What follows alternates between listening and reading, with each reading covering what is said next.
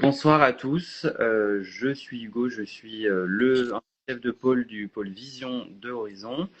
On fait un live ce soir en prévision des résultats de demain. On sait que c'est une journée qui est importante pour vous, il y a des résultats importants qui tombent et donc l'asso voulait soutenir à ce moment-là. Donc, les résultats, ça reste un concours, il y a un nombre de places limitées, donc malheureusement, il va y avoir des personnes qui ne seront pas admissibles. On sait que ça peut être quelque chose qui peut être difficile, et donc l'association elle a voulu montrer que c'est pas parce que vous n'êtes pas admissible demain que l'ENM s'est fermé pour vous, que vous pourrez jamais l'intégrer par la suite. On peut persévérer. Il y a plusieurs personnes qui se présenteront qui ont fait ça et qui ont réussi à intégrer l'école. D'autres personnes qui n'ont pas été admissibles une première fois et qui ont décidé de faire quelque chose en parallèle et qui, après plusieurs années, ont dit bah en fait je retente l'expérience et qui ont vraiment réussi le concours et qui ont pu rejoindre l'ENM cette année. On a justement un petit message de la part d'une auditrice dont c'est le cas qui voulait lire un petit message qu'un petit message soit lu, donc je vais vous le lire. Elle indique qu'elle, c'est un exemple qui démontre que la persévérance et le travail finissent par payer. Elle a passé le premier concours à 2 reprises en le préparant sur une année à chaque fois et elle ne l'a pas eu et donc elle a décidé de devenir avocate pendant ce temps-là. Elle a été avocate pendant 3 ans et l'idée d'intégrer l'ENM ne l'a jamais quittée. Elle a retenté une 3e fois le concours l'année dernière. Et en travaillant aussi à temps plein en tant qu'avocate. Elle a pas été admissible une première fois en 2024, puis après elle l'a refait en 2025. Et c'est la voie, malgré cela, elle indique que la voie est compatible avec son emploi du temps. Et donc, si vous voulez vraiment faire le NM et c'est ce que vous souhaitez profondément, dans ce cas-là, la vie finira par vous y emmener. Travaillez sur vos difficultés encore et encore, le travail finira par payer. Donc voilà, c'est ce que l'auditrice voulait on vous indique. Vous êtes ce soir avec Marie, Johanna, Marnie et Louis qui va prendre ma place une fois que je pars. Elles ont toutes les 4 des parcours différents.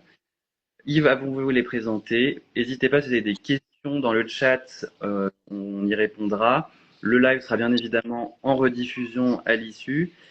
Et, ouais, donc les questions sont, si elles sont pas lues, je reste présent sur le live et je remonterai aux filles pour que n'oublie pas des questions. Donc moi sur ce, je vous laisse. Bon live et bon courage pour l'attente des résultats demain. Je vais commencer si tu veux. Donc bonjour à toutes et à tous. Donc moi je m'appelle Johanna. Je suis auditrice de la promotion 2026. Donc j'ai intégré l'ENM en février 2026 par le biais du premier concours, donc le concours externe. Sachant que moi je l'avais présenté pour la toute première fois en 2017. Donc c'était il y a quand même un certain nombre d'années déjà. Donc en 2017, quand je l'avais présenté, j'étais assistante de justice en parallèle. Donc j'avais pas été. Ah, Louise nous a rejoint. Bonjour, désolée. Je n'avais pas été admissible. Et puis, même si, enfin, clairement, je voulais toujours intégrer la magistrature, mais je me suis pas sentie la force de le représenter l'année qui suivait. Donc j'ai fait autre chose. J'ai travaillé pendant 2 ans. J'avais travaillé à la répression des fraudes à l'assurance maladie. Et en 2019, j'ai représenté l'ENM en présentant le concours des greffes en parallèle. Encore une fois, j'ai pas été admissible à l'ENM. En revanche, j'ai eu les greffes, donc j'ai intégré l'ENG. Et j'ai exercé 1 an en tant que greffière.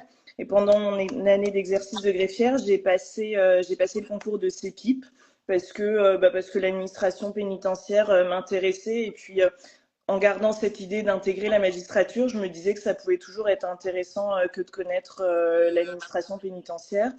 Donc j'ai exercé, j'ai passé CEPIP, j'ai fait la formation à l'ENAP pendant 2 ans.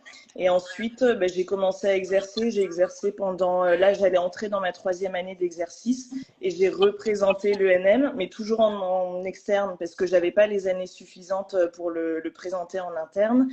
Et puis j'ai réussi et là j'ai été admissible et admise. Et puis voilà. Ok, du coup, Marie Bruxelles, donc j'ai passé le concours 3 fois. La première fois, j'ai pas été admissible. La deuxième fois, j'ai été admissible, mais pas admise. Et la troisième fois, j'ai été admise. Donc c'est par palier. Donc voilà, après j'ai un parcours classique, fac de droit, master de magistrature. Donc c'était vraiment mon objectif, ce concours. Et donc, j'ai connu l'échec et ça fait mal, mais on se relève et après on y arrive et ça vaut tellement le coup que voilà, faut persévérer. Vas-y, du coup. Ok. Bonjour à toutes et à tous, je m'appelle Marnie Métayer, j'ai passé le concours 4 fois et il m'a fallu 33 épreuves pour y arriver puisque j'ai été non admissible en 2022, admissible en 2023 et 2024 mais pas admise et admissible et admise en 2025 et donc voilà, je suis auditrice de la justice et le but de live, c'est vraiment aussi de vous rassurer pour la journée de demain qui va être très longue et très difficile pour vous, mais on voulait essayer de vous faire un petit peu relativiser en vous disant qu'il y a plein de voies possibles d'intégrer le NM et notamment, on en est des témoins. Donc voilà, je t'en prie, Louise. Merci beaucoup. Donc moi, c'est Louise. Je suis pour le coup issue du 2e concours. J'ai passé le premier concours en 2018 en parallèle du concours de directeur de greffe. J'en avais un peu marre de la fac et donc je savais que l'ENM, ça pouvait être un peu délicat. Donc je voulais quand même avoir une solution autre. Et la profession de directeur de greffe m'intéressait aussi. J'avais déjà le concours de directeur de greffe en poche quand je présente l'ENM. Donc ça, c'était quelque chose qui était un peu rassurant tout de même. Et puis surtout, quand les résultats sont tombés, j'étais très contente d'être à l'ENG avec des gens pleins de bienveillance autour de moi et de pas être toute seule à avoir eu les résultats négatifs. J'ai fait le choix de pleinement investir mes fonctions de directrice de greffe que j'ai beaucoup appréciées, que j'ai exercé pendant 7 ans. Et ça faisait quelques années que ça me taraudait quand même beaucoup. J'avais recommencé la préparation du premier concours, mais pour des raisons personnelles, j'ai dû arrêter. Et donc là, l'année dernière, j'ai présenté le 2e concours, et donc admissible et admise in fine. Donc il y a effectivement beaucoup de voies pour arriver à l'ENM, et il faut pas lâcher si c'est effectivement le rêve et l'envie. Moi, j'avais un petit peu mis ça dans un carton et on m'a fortement aidé à le sortir, à ressortir ça de la boîte et j'en suis très contente. Johanna, il y avait une question pour toi. Ouais.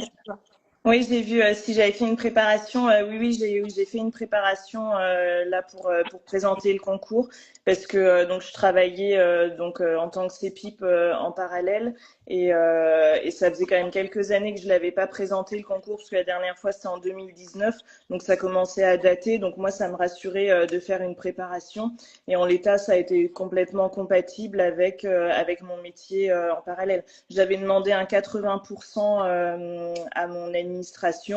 Et donc, en fait, je ne travaillais pas les lundis, ce qui me permettait d'avoir vraiment le week-end complet plus le lundi, où là, je faisais vraiment que réviser. Et sinon, je révisais les soirs en rentrant chez moi. Ok. Vous avez la première question, les filles, qu'on avait dans le... que nous avait donné. Je l'avais noté. Attends, j'en ai noté une. C'était quoi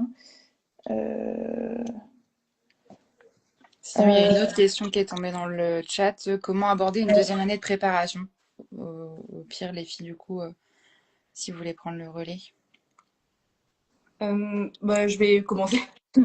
Comment aborder la 2e année de préparation? Ça peut dépendre.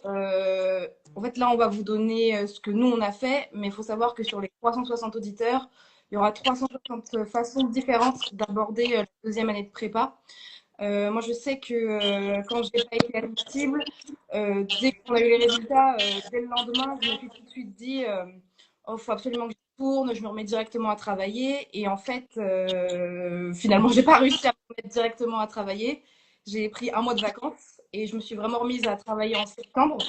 Et je pense que je sais que c'est facile à dire, mais il faut faire des pauses, il faut prendre le temps aussi d'accepter cet échec pour mieux repartir, pour comprendre aussi pourquoi on n'a pas forcément réussi les écrits. Et donc voilà, il y a un temps pour tout. Et vraiment, c'est facile à dire, mais faites des pauses avant de relancer dans une année marathon, puisque vraiment le concours de l'ENM, c'est un marathon.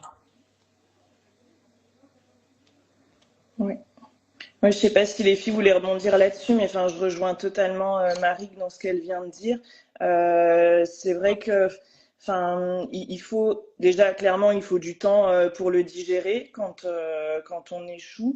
Et moi, vraiment, on m'avait dit une phrase qui m'est restée, qui m'est toujours restée, c'était que un éléphant, ça se mange par petits bouts. Ben moi, le NM, c'était mon éléphant et j'ai pas réussi à le manger en une seule fois, mais je savais que avec de la persévérance, j'allais y parvenir. Parce que vraiment, si tant est que ça reste votre objectif.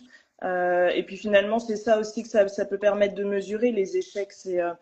Enfin, parfois, ça peut aussi nous permettre de réaliser que ben, peut-être c'est pas vraiment ce qu'on voulait faire, ou bien ça peut vraiment nous conforter dans notre volonté. Auquel cas, bon ben, on se bat d'autant plus. Et donc, il faut savoir prendre parfois un petit temps de recul. Et moi, c'est ce que j'ai fait. Enfin, à chaque fois, j'ai espacé en fait mes présentations au concours. Et puis, ça m'a permis d'appréhender les épreuves différemment. Et puis, c'est ça qui a fait que j'ai réussi, que j'ai fini par réussir, quoi. Ok. Vas-y, Louise, parce que Marnie, elle a un problème de connexion, donc vas-y. Ok. Je souscris complètement à ce que les filles ont dit. Il faut se laisser du temps. On se dit tout de suite, il faut s'y remettre, on a un calendrier à tenir, les épreuves elles vont réarriver très vite. En fait, il faut se laisser le temps de digérer, d'absorber. La réussite, ça passe aussi par le fait de prendre soin de soi. Et c'est très facile à dire quand on a pris un petit peu de recul, parce que quand on a la tête dans le guidon, je me souviens très bien dans quel état j'étais l'année dernière, et j'avais pas du tout envie de lâcher. Mais il faut quand même se forcer à ça. C'est important parce que, comme tu le disais très justement, Marie, c'est un marathon.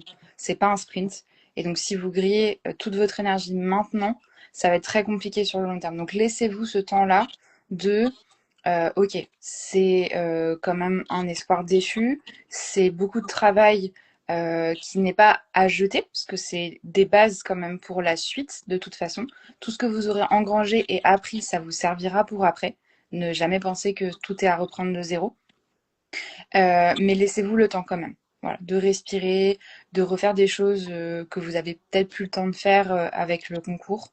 Voilà, prenez un peu de temps pour préparer après le plan de bataille pour la deuxième année. Et juste pour compléter, moi je ne sais pas si ça peut aider les gens, mais je sais que moi pour ma deuxième année de préparation, j'ai beaucoup travaillé avec des amis qui passaient également le concours. Et en fait, le fait de se soutenir à plusieurs, parce que c'est super dur, et les gens en fait comprennent du coup, puisqu'ils vivent la même chose que vous, et ben, ça aide beaucoup à se remotiver face à un premier échec. Le travail en groupe, ça peut payer, quoi. J'ai vu qu'il y avait des questions là dans le chat, notamment ah oui, comment comprendre ce que l'on a raté? Oui, parce que les copies ne sont pas annotées. Bon, déjà, clairement, la note peut permettre de comprendre si c'est une épreuve qu'on a ratée ou non. Moi, je me souviens que la deuxième fois, j'avais fait relire certaines de mes copies par la prépa que j'avais faite durant l'année. Donc, ça m'avait permis d'avoir des retours. Et sinon, je pense que bah oui, effectivement, vu que c'est pas annoté, ça peut être compliqué. Mais je trouve que en prenant de la hauteur ou en revenant à la méthodo, on arrive quand même toujours à comprendre un petit peu ce qui pouvait être attendu de nous et là où ça a pêché. Moi, par exemple, c'était la culture G, enfin l'épreuve de CCMC qui avait pêché les deux premières fois. Mais même dans le cadre de ma préparation, en fait, de toute façon, je me rendais bien compte que c'était une épreuve. Enfin, j'aimais pas travailler cette épreuve. Je me rendais bien compte que j'arrivais pas à l'appréhender correctement. Et une fois que j'ai eu le déclic, en fait, enfin, c'est là où je me suis débloquée. Moi, je l'ai travaillé finalement comme ça me plaisait, donc avec mes propres lectures, avec mes propres ouvrages. Enfin, faut aller au ciné, faut lire, enfin, mais vraiment se nourrir de choses qui nous plaisent. Et c'est là où on va s'améliorer aussi.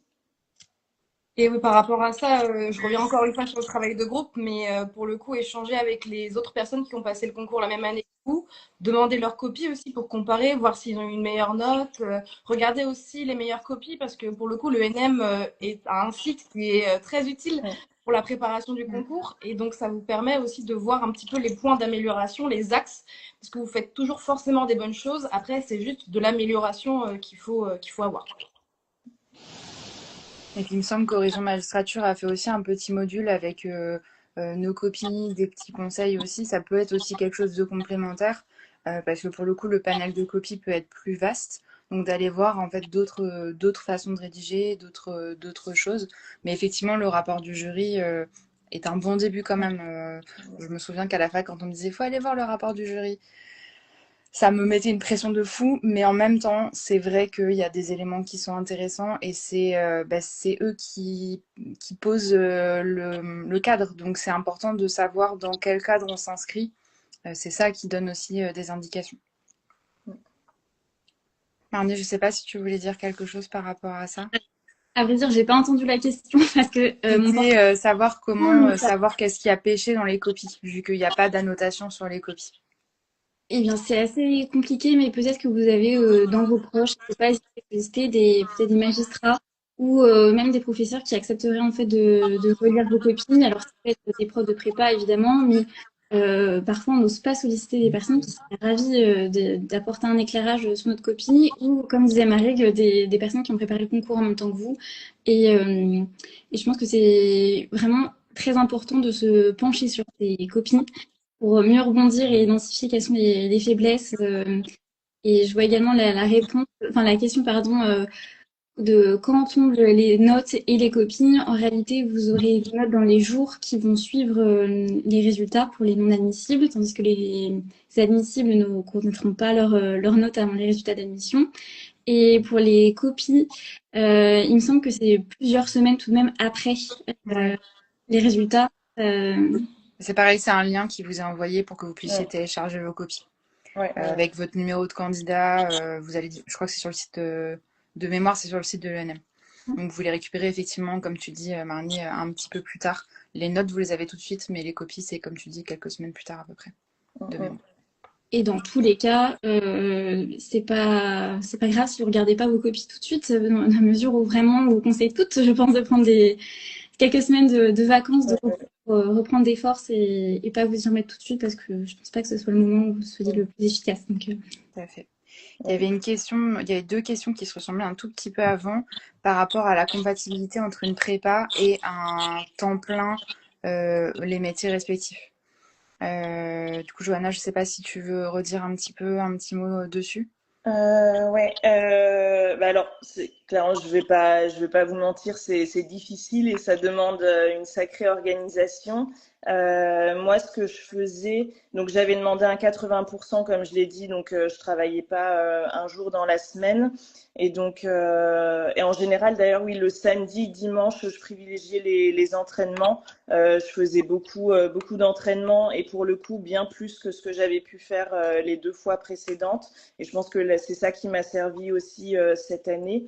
Et donc, ce que je faisais, c'est que j'essayais d'aller assez tôt au travail le matin. J'y allais à 7h30, en fait, ou 8h, parce que au début, c'est vrai que finalement, en plus, on veut trop bien faire. Et en fait, moi, quand j'ai commencé la préparation en septembre, en fait, au bout de 2 semaines, je me suis épuisée parce que j'allais très tôt au travail le matin. Je me suis mis une pression trop forte en fait et oui vraiment au bout de 2 semaines je me suis dit mais que non j'allais pas tenir l'année comme ça, que c'était pas possible parce qu'effectivement comme les filles l'ont dit c'est un marathon et il faut savoir s'accorder aussi des moments de respiration Mais donc j'allais au travail vers 8h, on va dire, et à 16h30, 17h, donc plutôt 17h, mais voire parfois un peu plus tard, ça dépendait, parce qu'en plus parfois j'étais de permanence, enfin je pouvais pas quitter le travail plus tôt, je partais, et à chaque fois en général je me prenais une petite demi-heure de répit chez moi, et ensuite je me remettais au travail à 18h jusqu'à 22h30, 23h, et je faisais ça toute la semaine. Je m'accordais quand même 2 séances de sport par semaine, et ça vraiment je pense que c'est ce qui m'a sauvée aussi pendant l'année. Et puis voilà, enfin ça se fait, mais vraiment, par contre j'avais aucun jour de repos clairement.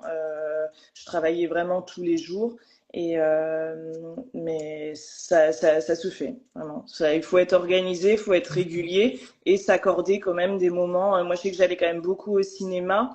Parce que comme ça me permettait de me reposer, mais en faisant quelque chose d'intéressant. Clairement, mes films, je les choisissais pour pouvoir les utiliser dans des dissertations de culture G. Hein. Enfin, c'était totalement intéressé. Mais c'était des moments de repos et qui allaient aussi me servir pour les épreuves. Et pour mon côté, je rejoins tellement Johanna par rapport au fait de j'ai voulu trop vite me lancer à donner tout de suite à 100%. Bon, il y a eu un rappel à l'ordre très rapide de je suis épuisée, donc je laisse tomber. Moi, j'étais à 100% pour le coup et pas trop de possibilités de demander parce que j'avais fait le choix de ne pas en parler. Donc ça, c'était un choix très personnel. Du coup, pas d'aménagement, pas de rien du tout. Mais j'avais pas pris de prépa pour les écrits. J'ai pris une prépa pour les oraux, mais pas pour les écrits. Parce que justement, j'avais un doute de savoir si j'allais pouvoir pleinement m'investir à un rythme de prépa. Donc j'ai préféré y aller un peu en libre, entre guillemets. Et, et c'est vrai que c'est pas évident de tout jongler. Moi, je me suis dit à un moment donné, je fais partie des gens qui aiment bien avoir une plage horaire un peu longue pour envisager de travailler. Et en fait, à un moment donné, c'était plus possible. Donc, chaque demi-heure que je pouvais attraper entre midi et deux, le matin, le soir, je l'attrapais et je me disais toujours une demi-heure de prise. Même si tu as la sensation que c'est peut-être pas assez, bah, c'est toujours ça de prix. Donc, le meilleur conseil que je peux vous donner, et ça ferait rire beaucoup de mes proches s'ils m'entendaient, mais soyez indulgents avec vous-même. C'est-à-dire que vous êtes à temps plein, et je suis pas en train de dire que quand on n'a pas de boulot, c'est déjà pas compliqué, hein, c'est certainement pas mon propos, mais forcément, il y a une contrainte supplémentaire qui se rajoute quand vous avez un travail à temps plein. Donc soyez indulgents avec vous-même. Entourez-vous bien de personnes en qui vous avez confiance pour pouvoir en parler et décharger un peu ce fardeau de temps en temps, voire aménager un petit peu votre poste si c'est envisageable.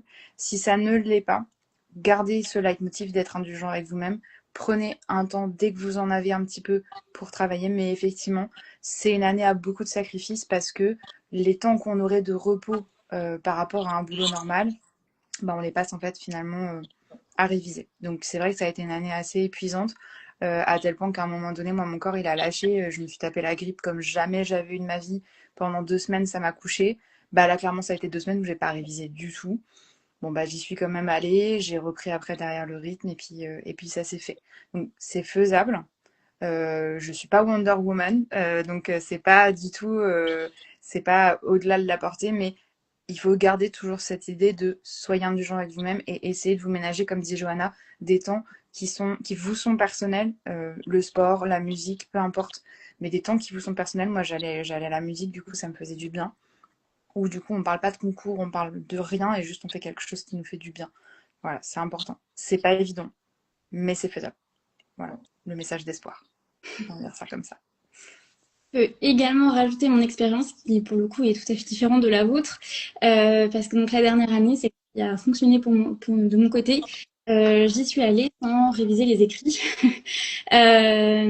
Donc, c'est assez opposé par rapport à ce que vous avez pu dire, les filles. En fait, j'avais pris un poste d'attaché de justice parce que concrètement, j'en avais marre d'être à la charge de mes parents en étant assistante de justice.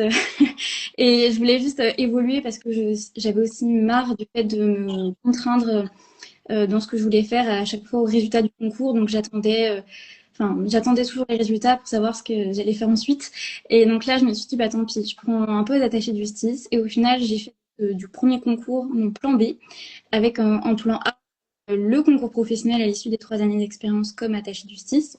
J'ai en plus pris un poste d'achat de TD, mais ça c'était pour la partie oraux. Je me suis engagée là-dedans sans savoir que j'allais être admissible. j'ai un peu regretté après et finalement, ça m'a bien servi, notamment pour le grand oral. Donc, mon conseil à moi, pour ma part, ce serait plutôt de passer les épreuves, même si vous n'avez pas révisé. Si, Oui, tout à fait. même si vous pensez que vous n'avez pas révisé parce qu'on n'est jamais prêt, enfin vraiment, je crois que personne n'y va avec le sentiment d'être prêt.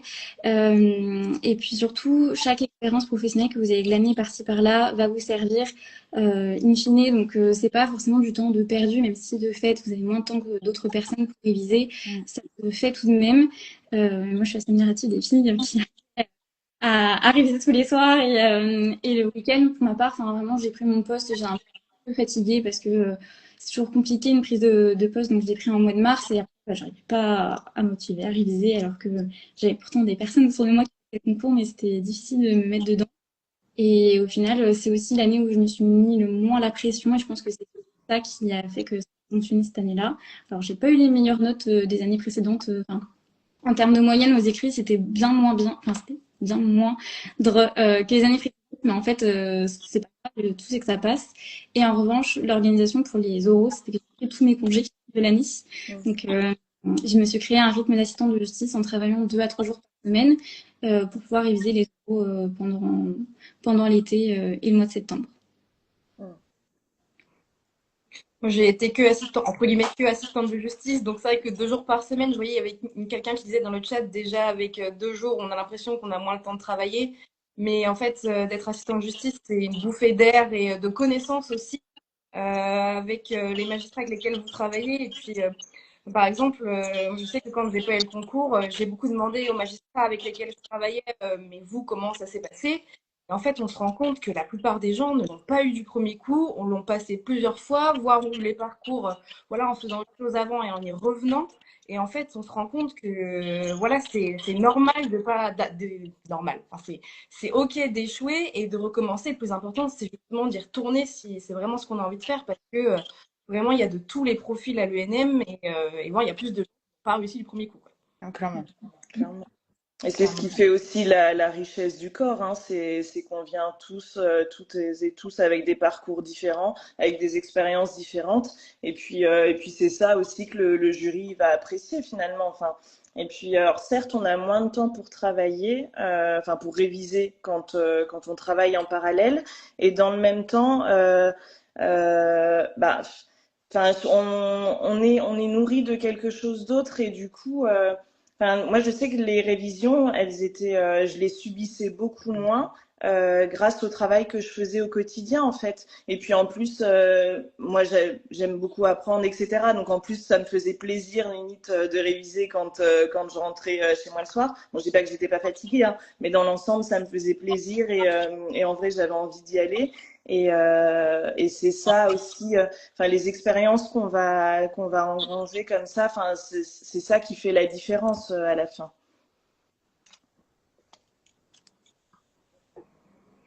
Je suis en train de regarder les questions qu'on aurait potentiellement loupées.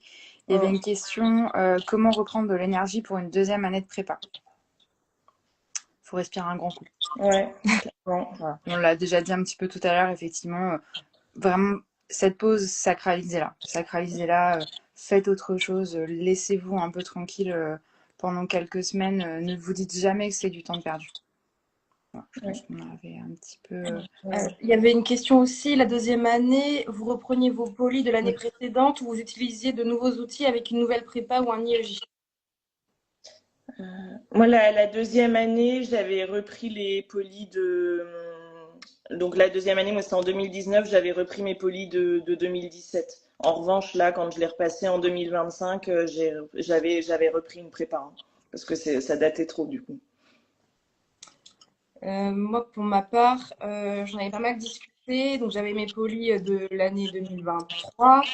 Et en fait, on m'a dit de tout reprendre à zéro et de vraiment reprendre les polis à zéro. Donc, au début, je m'étais dit non, j'ai déjà trop travaillé sur mes polis pour recommencer à zéro. Et au final, ça permet aussi peut-être de voir de nouvelles choses qu'on n'avait pas forcément vues. Et là, en fait, on a déjà des connaissances puisqu'on a bossé pendant 1 an, 2 ans, 3 ans. Donc en fait, on va savoir vraiment sur quel point appuyer, puisque par principe, c'est toujours plus facile de bosser sur ce qu'on aime et de bosser sur ce qu'on sait. Mais justement, le fait d'avoir échoué une première fois, maintenant, il faut vraiment insister sur les points sur lesquels vous avez eu des difficultés. Et c'est ça qui va faire que vos copies vont devenir meilleures, puisque justement, vous vous serez amélioré sur les points qui posaient difficulté. Alors moi, j'avais repris pour les écrits, comme je dis, j'avais pas pris de prépa. Donc, j'avais repris mes très vieux polis de 2021 de mémoire. Ça me permettait d'avoir juste une trame, parce que vu que je prenais pas de prépa, il fallait au moins que j'ai un peu un récap un peu global. Et je faisais un peu d'actualisation de mon côté en écoutant, en lisant certaines lettres de certaines chambres de la Cour de cassation, en faisant un peu de veille sur Dalloz. Moi, mon conseil plus transversal, ce serait de dire faites selon ce qui vous semble vous parler le plus. Prenez le support où vous êtes le plus à l'aise. Parce que ça sert à rien de partir sur quelque chose de trop compliqué, trop complet ou qui vous parle pas. Parce que ça va juste vous frustrer et c'est pas le but. Et je te rejoins complètement de dire que c'est un peu aller contre sa nature d'aller vers quelque chose où c'est plus dur. Et ça, c'est humain. Hein. Encore une fois, nous ne sommes pas des surhumains. Mais c'est vrai que c'est important d'insister sur les points où ça a bloqué. Donc s'appesantir dessus et potentiellement peut-être là changer un petit peu de méthode si la première n'a pas été concluante. Ça peut être intéressant d'aller voir un petit peu une autre organisation pour aborder les points qu'on coinçait. Je rebondis parce qu'il y a quelqu'un qui reformule la question et je confirme que oui, c'est possible de réussir avec des polis qui datent de quelques années. Le tout, c'est vraiment de s'informer sur les actualités notamment et jurisprudentielles aussi. Donc, il y a plusieurs outils pour ça. Les lettres des chambres de la Cour de cassation, Dalloz, la petite newsletter de Dalloz, vous pouvez également la voir tous les jours, mais bon, en vrai, personne ne la lit tous les jours. Enfin, faut être réaliste. Non, clairement, clairement. Le tout, moi, je dirais, surtout pas se noyer dans les supports. Vraiment choisir le support qui vous convient et pas aller chercher d'occasion des supports de certaines prépas, etc. Parce que là, ça peut être très risqué parce que vous allez vous stresser en disant bah, j'ai pas eu le temps de lire ça, etc. Et ça sert pas à tout. Le tout, c'est de trouver quelque chose qui vous convient. Et pareil pour la question de est-ce que je change de prépa l'année suivante? Là, c'est vraiment très personnel. Est-ce que la prépa vous a convenu ou pas? Si oui, bah, peut-être que ça vaut le coup d'y rester. Si la prépa ne vous a pas convenu, bah, peut-être en changer. Il y a plein de formules différentes avec des prix différents. Et c'est vraiment très personnel. Donc, voilà. Tout à fait. Et je crois que je sais plus si dans la FAQ, j'avais pas vu une question, mais là, je pense, tu parlais de pas se noyer. Vraiment, ce qu'il faut, c'est ne pas se noyer aussi, je pense, dans les détails quand on révise, notamment pour les épreuves juridiques. Vraiment, moi, ce que je faisais, je travaillais vraiment tout le temps avec mes codes, et ça, je pense que c'est vraiment quelque chose à quoi il faut s'habituer. Parce que nos codes, on les a le jour J, on les a appris en fonction, et il y a tout un tas de choses en fait. Enfin, ça sert à rien d'apprendre des choses par cœur, c'est pas ça qu'on nous demande. Et ça, je pense que il faut réussir à s'en détacher. Moi, je sais que la première année, je pense que je m'étais un peu épuisée à essayer d'apprendre plein de choses par cœur, alors que c'était dans les codes, et qu'en fait, finalement, c'est surtout la méthodo qu'il faut maîtriser et avoir vraiment une connaissance des grandes notions transversales, en fait, et savoir les réutiliser finalement pour toutes les matières, en fait.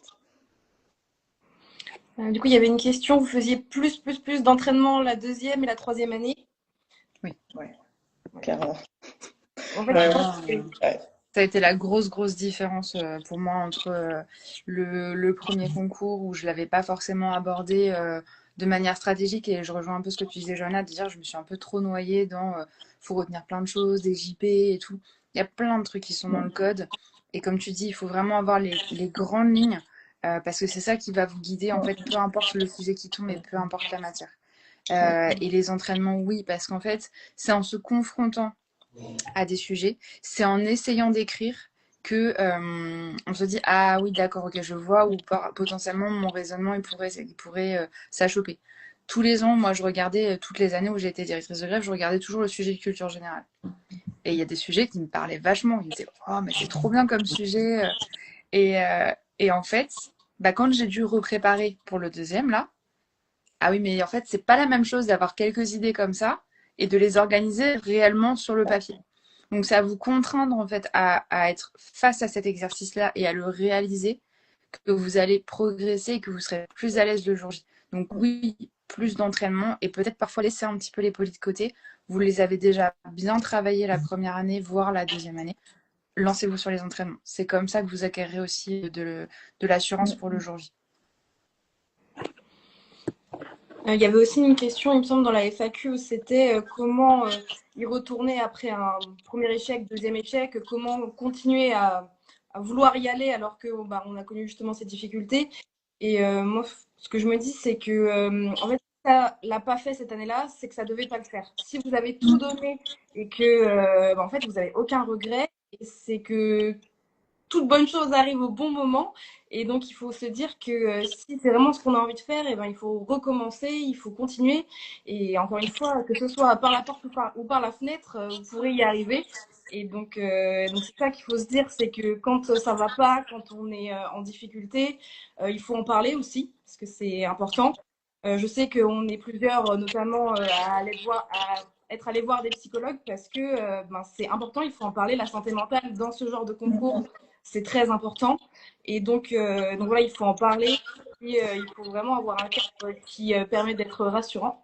On a perdu Marie encore une fois. Ouais. Elle avait pas mal de choses à dire là-dessus. Non, mais là, moi, je te rejoins totalement sur ce que tu viens de dire. Enfin, oui, c'est vrai que ça peut paraître facile à dire que bon, tout vient à point, enfin, tout vient quand ça doit arriver. C'est vrai qu'on le ressent pas comme ça, bien sûr, dès qu'on a les résultats et que clairement, il faut le temps de le digérer, de comprendre ce qui a pas fonctionné et puis oui, de pouvoir s'y remettre. Clairement, aller consulter un psychologue pour s'aider là-dedans, j'y souscris totalement. Ça fait grand bien de manière générale. Et vraiment, oui, trouver des soutiens. Moi, je sais que là aussi, l'année dernière, ce qui m'a vraiment aidé, moi, pour le coup, j'en avais parlé sur mon lieu de travail et ma direction, comme mes collègues, savaient que je représentais le concours. Et en fait, ils ont tellement cru en moi, ils y ont tellement cru pour moi. Moi, j'y croyais pas du tout parce que je me disais passer le premier concours en travaillant comme ça en parallèle, c'est peut-être un peu trop ambitieux. Et finalement, franchement, ils m'ont vraiment porté toute l'année. Et je sais que moi, ça m'a énormément aidé. Donc oui, c'est vraiment important d'en parler quand on doute, quand on est fatigué, quand on a envie de pleurer, quand on n'en peut plus, etc. Enfin, franchement, il faut le dire, ça libère, ça fait du bien. Et puis, on pleure un coup, puis on y retourne, quoi. Et puis, je pense qu'il ne faut pas tomber dans une forme de culpabilité si jamais, finalement, l'option, c'est de dire je le laisse de côté pour l'instant et j'y reviendrai plus tard.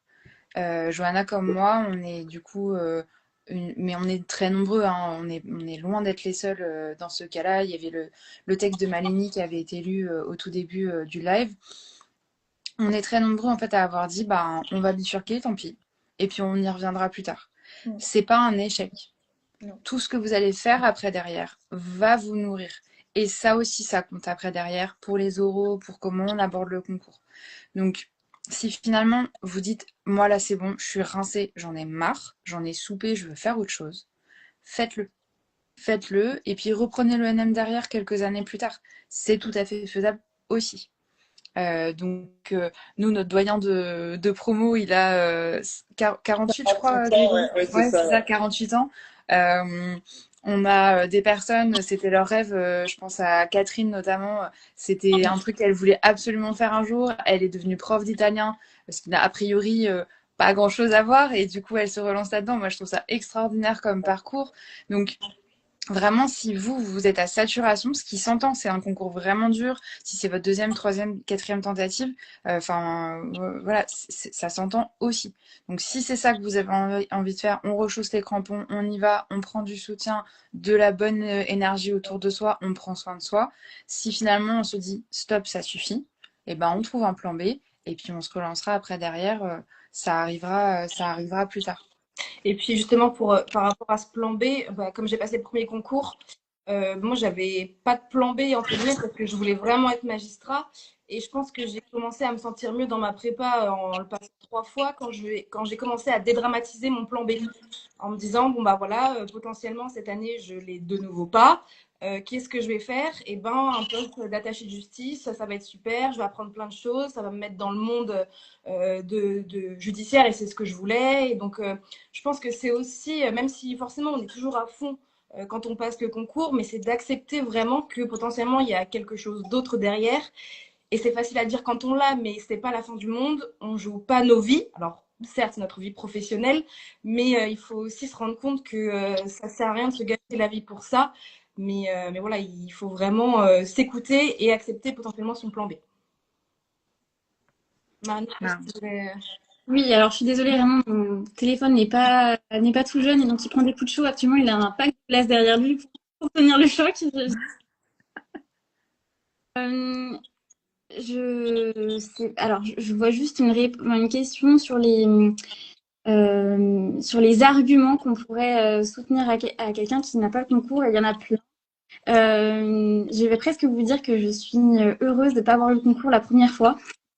Ça peut paraître fou de dire ça, mais en réalité, j'ai rencontré des personnes incroyables. J'ai Marie dans ma DE et c'est une chance que je n'aurais pas eue si j'avais eu le concours dès 2022. Et faut faire confiance en la vie, si ce n'est en vous. Parce qu'en fait, si ça ne doit pas se faire ainsi, c'est que vous avez d'autres choses à vivre avant d'intégrer le PM et ça va être une richesse pour vos camarades de promo, mais également pour les justiciables plus tard. Donc, faut vraiment réussir à dédramatiser la chose. Pour autant, si on vous dit oui, mais il faut relativiser, il y a pire dans la vie que de rater un concours, c'est vrai, vous êtes peut-être jeune et vous n'avez peut-être pas encore eu d'épreuves personnelles qui étaient pires que de rater le concours. Pour autant, vous êtes complètement légitime à être déçu et à souffrir à la suite des résultats. Enfin, c'est normal, on est très très nombreux à être passés par là et faut pas de se sentir mal quand on n'est pas admissible, hein, c'est un peu plus normal. Donc, pour assurer les non admissibles, je pense que c'est vraiment confiance en la vie. Vous allez forcément y arriver. C'est ce que vous voulez faire. Faut simplement s'accrocher. Ça prend un peu plus de temps que prévu, mais parfois les petites étapes justement dans le parcours sont particulièrement enrichissantes. Et il ne faut pas perdre espoir, surtout parce que si vous voulez être magistrat, vous le saurez. Par la porte ou par la fenêtre, vous intégrerez l'ENM. Il n'y a vraiment pas de doute à ce sujet. Ouais. Ça, oui, je rejoins ça totalement. C'est vrai que c'est difficile à se dire quand on a les résultats et qu'on n'est pas admissible ou pas admis. Mais après, bon, ben, les chemins faisant, enfin, en vrai, moi, je me dis que j'ai fait de magnifiques rencontres grâce à mes autres expériences.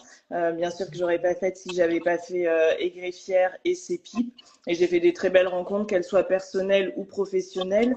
Et puis, c'est ça qui nous permet aussi de vivre l'aventure comme on la vit aujourd'hui. Clairement, là, à l'ENM, aujourd'hui, on fait des rencontres. Ben, bon, on aurait rencontré d'autres personnes si on l'avait eu avant, mais bon, ça s'est fait comme ça. Bon, bah, de toutes les façons, malheureusement, on n'a pas d'autre choix que de l'accepter. Et puis, il faut y voir le positif, en fait. Donc, là, moi, pareil, ma DE, elle est incroyable et je suis trop contente. Et peut-être que si je l'avais eu une autre année, ben, j'aurais pas eu cette DE aussi incroyable et j'aurais pas autant aimé ma scolarité. Donc, ouais. Moi, Et si ça, c'est j'avais trop eu le bien. concours plus tôt, j'aurais pas rencontré mon chéri. Et c'est quand Ah, même ben voilà, important. ben voilà. Voilà. On a un petit signalement de notre super cordeau qui nous dit que attention, le temps file, donc on va prendre les questions au fur et à mesure. Ouais. Donc il y avait une question, quand vous avez passé d'autres concours en plus de l'ENM, vous révisez spécifiquement pour directeur de greffe, par exemple, où les connaissances ENM étaient suffisantes. Alors le programme de DG, il y a de la procédure pénale et de la procédure civile. Il y avait aussi à mon époque, mais ça a peut-être un peu changé, je parle comme une ancienne, bref, il y avait de la procédure prud'homale à l'époque parce qu'on pouvait être à la tête d'un CPH, maintenant c'est moins le cas. Moi, ça se recoupait. Pour le coup, les programmes se recoupaient quand même pas mal. Donc, forcément, il y avait des épreuves spécifiques et une méthode un peu à part. Mais la note de synthèse, par exemple, c'était quelque chose qu'on avait à faire. Donc, ça se recoupe parce qu'on l'a révisé aussi pour le NM. Et j'ai eu une petite notification d'une autre auditrice qui regarde le live en même temps, qui me disait que quand elle a passé le NM en même temps que cadre greffier, pour le coup, elle n'a pas spécifiquement révisé pour cadre greffier parce que ça se recoupait beaucoup en fait avec ce qui se faisait pour le NM. Donc il y a quand même des concours où les matières se recoupent. Juste, faut faire attention un peu à ce qu'on attend vraiment sur les exercices, parce que c'est ça qui peut changer un peu. DG, c'était des questions à réponse courte sur toute la procédure, enfin sur toutes les procédures. C'est pas ce qu'on nous demande du coup, premier concours, deuxième concours, c'est pas ça. Voilà. Moi, pour le concours de greffier, parce que je vois qu'il y a une question aussi spécifique au concours de greffier, non, j'avais pas pris de prépa en parallèle. Je l'avais fait avec mes révisions de l'ENM parce qu'effectivement, il y a pas mal d'épreuves qui se recoupent, ne serait-ce qu'en termes de connaissances finalement qui sont demandées. Greffier, oui, il y avait oui, procédure pénale, procédure civile. Et puis une note de synthèse dans mes souvenirs. Donc non, j'avais pas fait de prépa spécifique pour ce concours-là. Pour vous, les filles, du coup, il y a une question par rapport au poste d'attaché de justice peut permettre de bien appréhender le concours et le futur métier. Alors oui, après généralement c'est un poste qui est assez ciblé sur un contentieux, c'est assez, enfin faut être dans une toute petite juridiction pour avoir un poste très global et compter sur ce poste pour réviser tout le programme de pénal par exemple. Généralement c'est dans un contentieux spécifique. Moi j'étais auprès du JTP donc ça ne m'a absolument pas servi dans mes révisions de droit civil, mais en revanche ça a eu une utilité pour la procédure civile. Il y a des notions un petit peu complexe à comprendre quand on pratique pas. Donc là, c'était vraiment l'occasion de comprendre davantage. Et sinon, c'était ce qui m'a beaucoup aidé, je pense, c'est pour la rédaction. En fait, quand on se forme à la rédaction de projets de jugement ou d'ordonnance, finalement, on se forme aussi à la rédaction de copies de l'ENM parce qu'il y a un ton à adopter qui doit être un peu particulier. Et je pense qu'en termes de positionnement, c'est très formateur. Donc, quel que soit le contentieux dans lequel vous irez quand vous serez attaché de justice, si vous l'êtes un jour. Donc, voilà. J'ai vu. Marie, tu veux ajouter quelque chose là-dessus? Moi, pour le coup, j'étais pas attachée, j'étais assistante. Donc, mais après, c'est un peu la même chose que Marnie. Donc, j'ai pas forcément de choses à rajouter. Mais je me dis, là, je vois l'heure qui avance. Et je pense aussi aborder la question, parce que je sais que j'avais cette demande. Concrètement, demain et dans les jours qui viennent, quand on retrouve aussi des gens à qui on a dit qu'on passait le concours et qu'on sent voilà, toute la déception autour de nous, c'est comment réagir. Et c'est vrai que faut bien prendre conscience que les gens ils sont déçus pour vous si jamais vous l'avez pas et ils sont pas déçus de vous.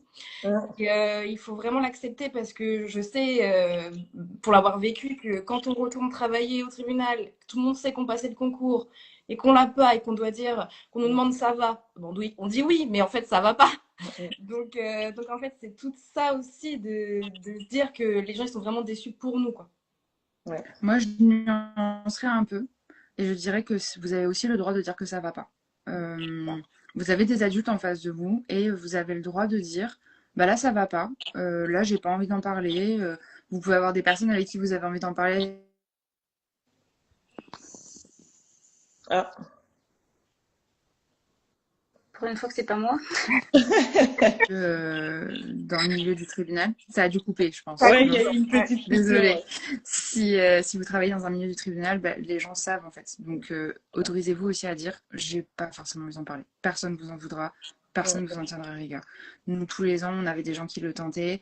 Je trouvais cette pression folle et c'est d'ailleurs pour ça que moi j'avais choisi de pas en parler. Mais pour le coup, il y avait beaucoup de bienveillance aussi et on faisait très attention à ces gens-là. Et on respectait le fait qu'ils aient envie d'en parler ou pas. Donc autorisez-vous aussi à dire j'ai pas envie d'en parler et non ça va pas.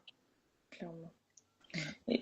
J'ai vu qu'il y avait une question aussi sur les années qui étaient demandées pour le passer en interne, pour passer le deuxième concours. Alors avant, effectivement, la formation de greffier, ou en tout cas les formations au sein du ministère, enfin dans les autres écoles du ministère de la Justice étaient prises en considération. Et c'est plus le cas depuis 2025. Moi, c'est comme ça que je me suis fait avoir. Je pensais que j'allais pouvoir le passer en interne. Et j'ai bien fait de questionner l'ENM juste avant de commencer mes révisions parce que je pensais que j'allais pouvoir passer le deuxième concours. Et ils m'ont dit que jusqu'à maintenant, effectivement, les années de formation, que ce soit ENG et NAP, c'était pris en considération pour les 4 ans de service public qui sont demandés. Mais c'est plus le cas maintenant.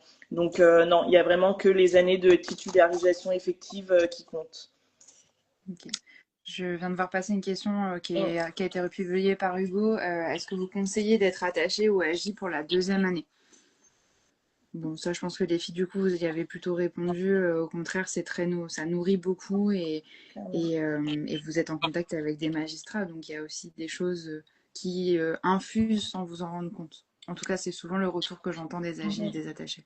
Puis aussi, c'est une forme un peu de pause dans la prépa, dans le sens où c'est un temps où on sort de chez soi, où, alors évidemment, on reste dans le monde du droit et de la justice, mais c'est totalement différent. Ça permet aussi de décompresser un peu, même si on est dans le cadre du travail. Mais voilà, c'est un changement de rythme qui est bienvenu pendant une année de préparation. Et pour répondre précisément à la question, je pense que ça dépend de votre situation actuelle. Si vous n'êtes pas encore assistant de justice, prenez un poste d'assistant de justice. Si vous l'êtes déjà, peut-être un poste d'attaché envisageable. Ça dépend davantage de votre situation et aussi de l'implication que vous voulez avoir dans votre prépa parce que ce ne serait pas forcément la même. Enfin, bon, entre 15 heures par semaine et 37h05, c'est pas du tout la même chose. Donc, c'est vraiment à vous de voir et vous en êtes aussi aujourd'hui. Il y avait une question aussi. Bonjour, ça fait 3 fois que je passe le deuxième concours. Je me dis que si je fais une pause, je vais perdre tout ce que j'ai appris en termes de méthode de connaissances théoriques pendant ces 3 années.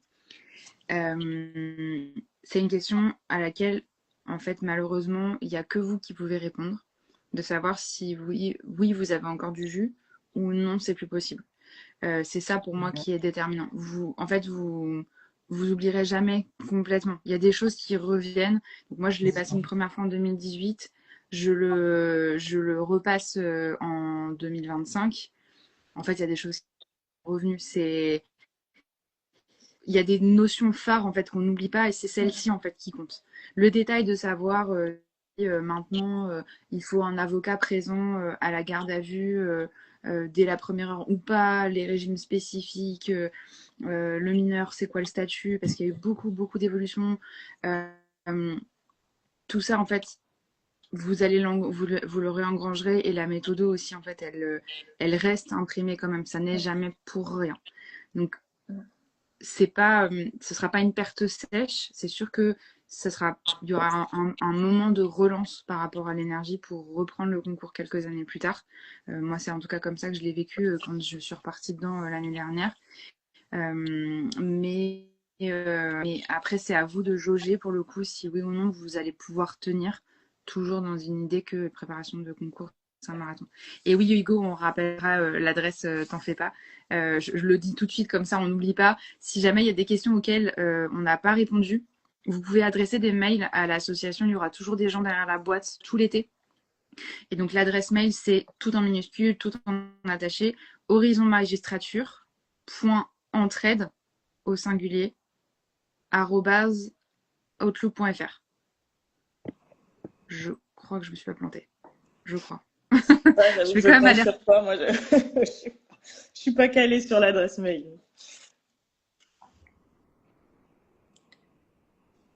Je pense que ça rebug chez elle encore. Ah oui, effectivement, ouais. Mais oui, non, mais sinon, ouais, c'est ça. Super. Non, c'était bon. Ouais, c'était bien ça du coup. Parfait. Et oui, si tu peux ajouter quelque chose sur le risque de perte des connaissances, etc., quand on espace les passages, les connaissances, on en perd nécessairement un petit peu parce que la mémoire est telle qu'on va peut-être en perdre un petit peu, mais la méthodo, pour le coup, j'ai l'impression qu'elle reste, d'où la nécessité, à mon sens, de faire des entraînements parce que finalement, ça, ce sont des choses qui restent. Les connaissances, elles seront dans le code. Et puis finalement, espacer. Enfin, moi, à chaque fois, du coup, en vrai, j'étais trop contente de me remettre aux révisions. Enfin, j'étais hyper excitée de ça, en fait. Donc, et ça aurait pas été le cas si j'avais passé deux années de suite. Donc, non, on revient vraiment clairement avec plein d'énergie. Enfin, à chaque fois, moi, j'avais plein d'énergie. J'étais trop contente et on repart et on a plein d'envie et ça va, quoi. Je sais pas s'il y avait d'autres questions, parce que là, on est bientôt à 1 heure de live. J'en ai pas vu d'autres, moi. Je crois pas. Je vais refaire un tour vite fait sur le Discord, je vous dis. Je sais juste que Hugo nous avait dit aussi d'en parler, puisque le positif attire le positif. Dans l'éventualité où ça se passe bien demain pour vous, n'oubliez pas que Horizon Magistrature vous soutient pendant tout l'été en relisant les fiches, en faisant passer des oraux blancs dans toutes les matières.